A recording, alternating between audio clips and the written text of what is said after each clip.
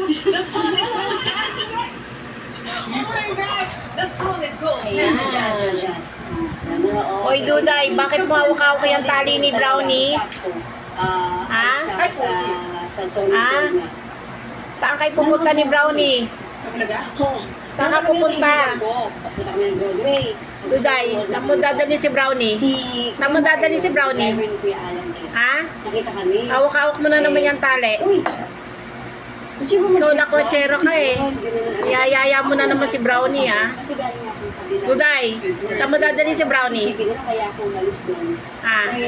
Lumipas ako. Oo. Lagi mong bitbit yung tali ni Brownie. Sabi ng noon. Yes lang ako na. Doon saan ka dadalhin ni Duday? Ako, inom lang ako ng gamot. Inom ng gamot si Duday. Brown. Ah, gusto na talaga niyang gumaling. Ini-enjoy mo lang naman. Bata ka pa. Ah, gusto nang gumaling ni Brownie. Ang paa mo, te. Ano mo si Duday?